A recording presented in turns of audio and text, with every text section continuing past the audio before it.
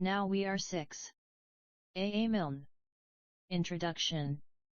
When you are reciting poetry, which is a thing we never do, you find sometimes, just as you are beginning, that Uncle John is still telling Aunt Rose that if he can't find his spectacles he won't be able to hear properly, and does she know where they are, and by the time everybody has stopped looking for them, you are at the last verse, and in another minute they will be saying, thank you, without really knowing what it was all about. So, next time, you are more careful, and, just before you begin you say, ERHRM, very loudly, which means, now then, here we are, and everybody stops talking and looks at you, which is what you want. So then you get in the way of saying it whenever you are asked to recite, and sometimes it is just as well, and sometimes it isn't. And by you find yourself saying it without thinking. Well, this bit which I am writing now, called Introduction, is really the ERHRM of the book, and I have put it in, partly so as not to take you by surprise, and partly because I can't do without it now.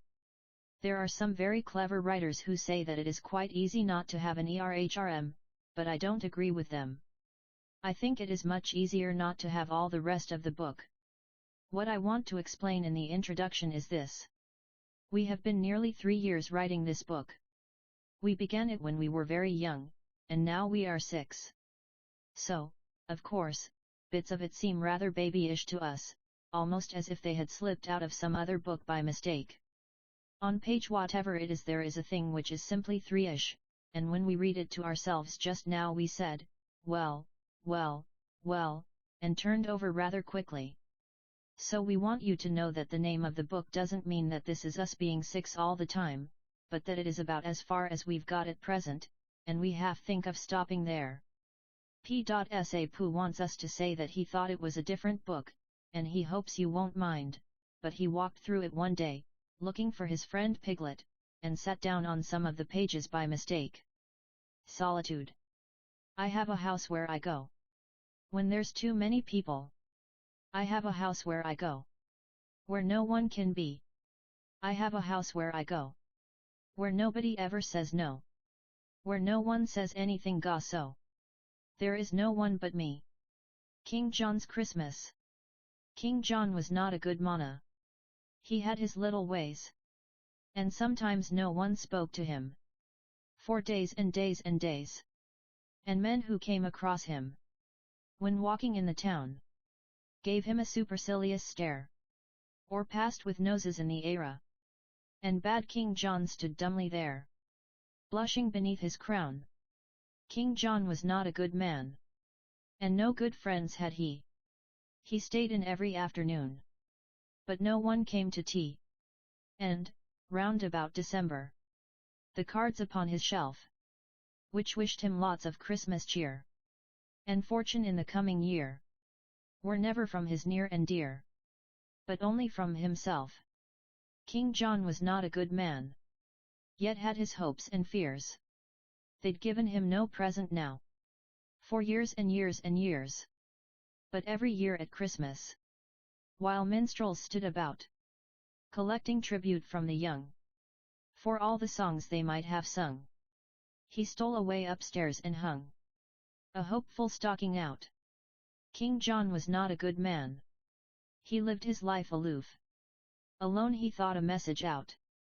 While climbing up the roof, he wrote it down and propped it against the chimney stack. To all and sundry near and far, Christmas in particular. And signed it not Johannes R. but very humbly, Jack. I want some crackers. And I want some candy. I think a box of chocolates would come in handy. I don't mind oranges. I do like nuts. And I should like a pocket knife that really cuts. And, oh, Father Christmas, if you love me at all, bring me a big, red India rubber ball. King John was not a good mana. He wrote this message out, and gat him to his room again, descending by the spout. And all that night he lay there, a prey to hopes and fears. I think that's him a coming now. Anxiety bedewed his brow. He'll bring one present, anyhow. The first I've had for years. Forget about the crackers. And forget about the candy. I'm sure a box of chocolates would never come in handy. I don't like oranges. I don't want nuts. And I have got a pocket knife that almost cuts. But, oh, Father Christmas, if you love me at all, bring me a big, red India rubber ball. King John was not a good mana. Next morning when the sun rose up to tell a waiting world that Christmas had begun, and people seized their stockings and opened them with glee, and crackers, toys and games appeared, and lips with sticky sweets were smeared, King John said grimly, as I feared, nothing again for me. I did want crackers. And I did want candy. I know a box of chocolates would come in handy. I do love oranges. I did want nuts. I haven't got a pocket knife, not one that cuts. And, oh, if Father Christmas had loved me at all, he would have brought a big, red India rubber ball. King John stood by the window and frowned to see below the happy bands of boys and girls, all playing in the snow. A while he stood there watching and envying them all, when through the window big and red, there hurtled by his royal head, and bounced and fell upon the bed, an India rubber ball. And oh, Father Christmas, my blessings on you fall, for bringing him a big, red, India rubber ball. Busy. I think I am a muffin man. I haven't got a bell. I haven't got the muffin things that muffin people sell. Perhaps I am a postman. No, I think I am a tram. I'm feeling rather funny and I don't know what I am. But round about, and round about, and round about I go all round the table in the nursery round about, and round about, and round about I go. I think I am a traveler escaping from a bear. I think I am an elephant. Behind another elephant. Behind another elephant who isn't really there. So, round about, and round about, and round about and round about, and round about, and round about I go. I think I am a ticket man who's selling tickets, please. I think I am a doctor who is visiting a sneeze. Perhaps I'm just a nanny who is walking with a pram. I'm feeling rather funny and I don't know what I am. But round about, and round about, and round about I go all around the table in the nursery round about, and round about, and round about I go. I think I am a puppy, so I'm hanging out my tongue. I think I am a camel who is looking for a camel who is looking for a camel who is looking for its young. So, round about, and round about, and round about and round about, and round about, and round about I go. Sneezels.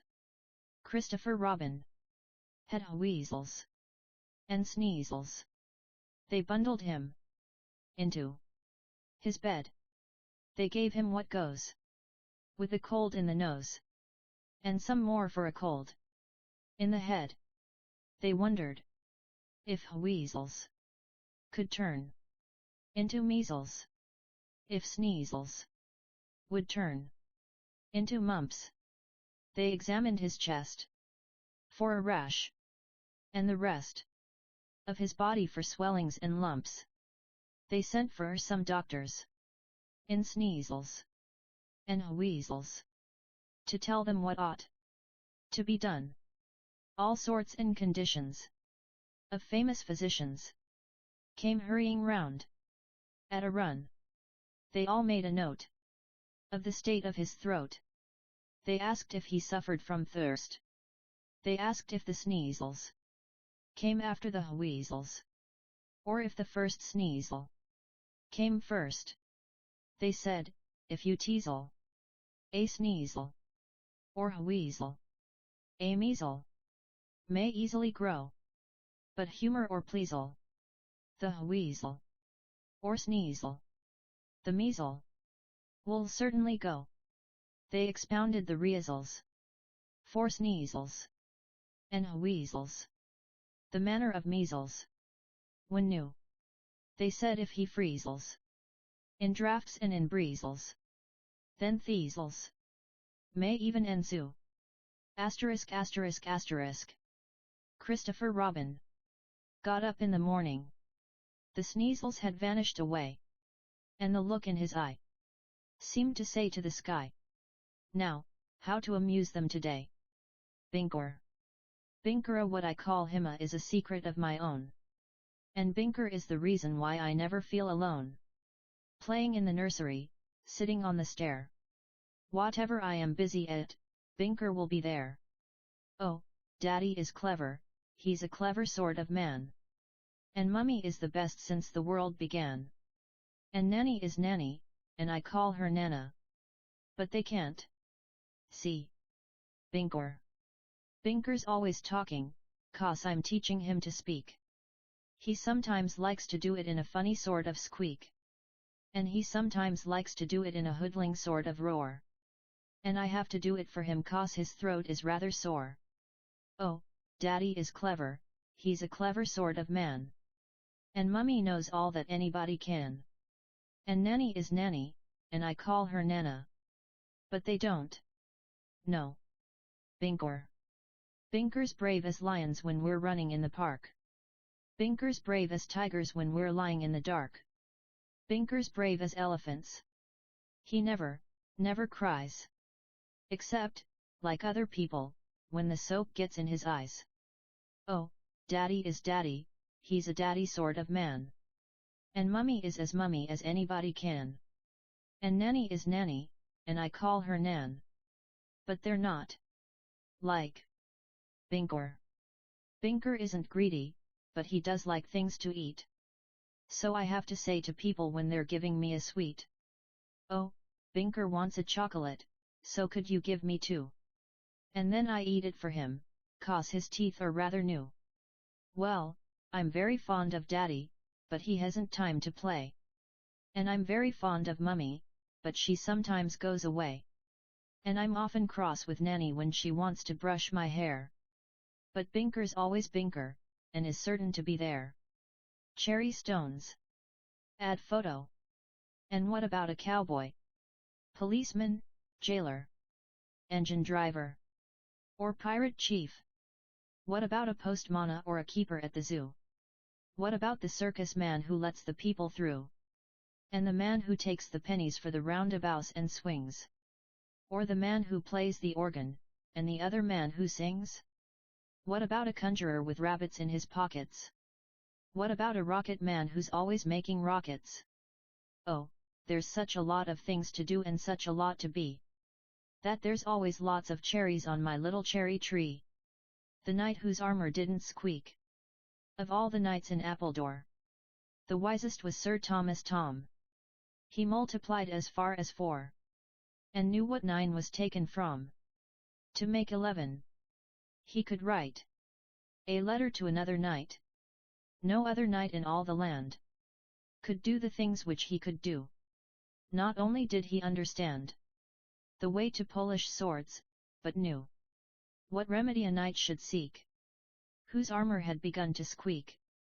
And, if he didn't fight too much, it wasn't that he did not care for blips and buffetings and such, but felt that it was hardly fair to risk, by frequent injuries, a brain as delicate as his. His castle, Castle Tom, was set conveniently on a hill.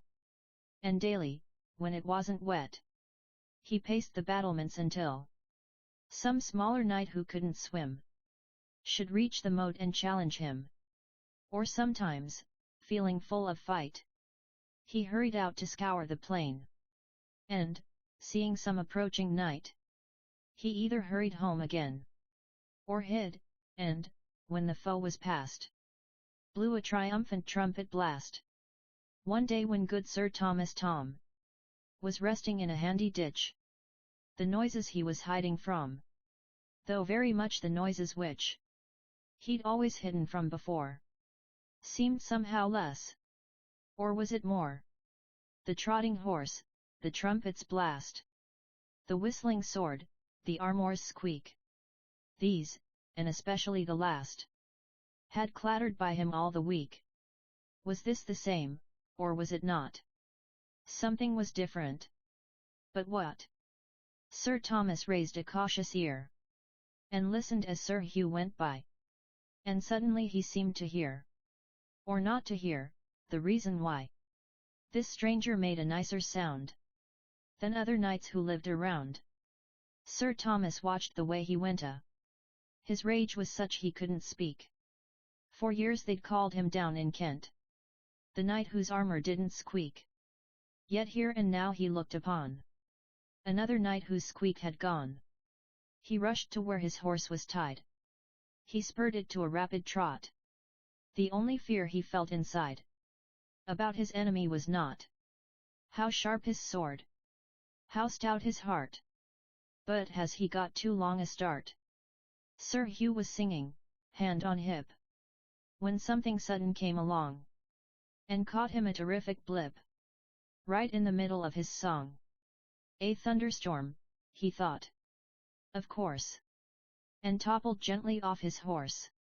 Then said the good Sir Thomas Thom, dismounting with a friendly air, allow me to extract you from the heavy armor that you wear. At times like these the bravest knight may find his armor much too tight. 100 yards or so beyond the scene of brave Sir Hugh's defeat, Sir Thomas found a useful pond, and, careful not to wet his feet, he brought the armor to the brink, and flung it in, and watched it sink. So ever after, more and more, the men of Kent would proudly speak of Thomas Thom of Appledore, the knight whose armor didn't squeak, whilst Hugh, the knight who gave him best, squeaks just as badly as the rest. Buttercup days. Where is Anne? Head above the buttercups, walking by the stream, down among the buttercups. Where is Anne? Walking with her man, lost in a dream, lost among the buttercups. What has she got in that little brown head? Wonderful thoughts which can never be said. What has she got in that firm little fist of hers? Somebody's thumb, and it feels like Christopher's. Where is Anne? Close to her man. Brown head, gold head. In and out the buttercups. The charcoal burner. The charcoal burner has tales to tell. He lives in the forest. Alone in the forest. He sits in the forest. Alone in the forest. And the sun comes slanting between the trees.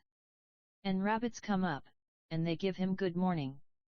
And rabbits come up and say, beautiful morning. And the moon swings clear of the tall black trees. And owls fly over and wish him good night. Quietly over to wish him good night. And he sits and thinks of the things they know. He and the forest, alone together. The springs that come and the summers that go.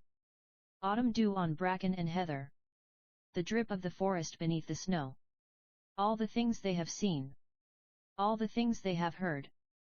An April sky swept clean and the song of a bird. Oh, the charcoal burner has tales to tell. And he lives in the forest and knows us well. Us too. Wherever I am, there's always Pooh. There's always Pooh and me. Whatever I do, he wants to do. Where are you going today? Says Pooh. Well, that's very odd 'cause I was too. Let's go together, says Pooh, says he. Let's go together, says Pooh. What's twice 11? I said to Pooh. Twice what? Said Pooh to me.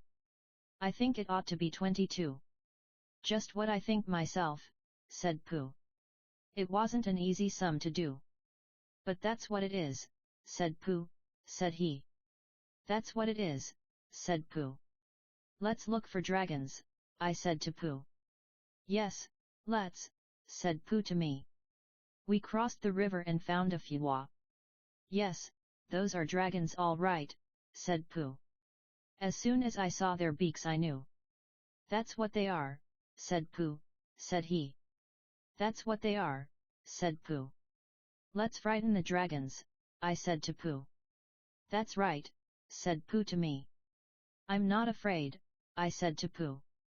And I held his paw and I shouted shoo. Silly old dragons, eh, and off they flew. I wasn't afraid, said Pooh, said he. I'm never afraid with you. So wherever I am, there's always Pooh. There's always Pooh and me. What would I do? I said to Pooh. If it wasn't for you, and Pooh said, true. It isn't much fun for one, but two can stick together, says Pooh, says he. That's how it is, says Pooh. The old sailor. There was once an old sailor my grandfather knew, who had so many things which he wanted to do, that, whenever he thought it was time to begin, he couldn't because of the state he was in. He was shipwrecked, and lived on an island for weeks. And he wanted a hat, and he wanted some breeks. And he wanted some nets, or a line and some hooks, for the turtles and things which you read of in books. And, thinking of this, he remembered a thing which he wanted, for water, and that was a spring.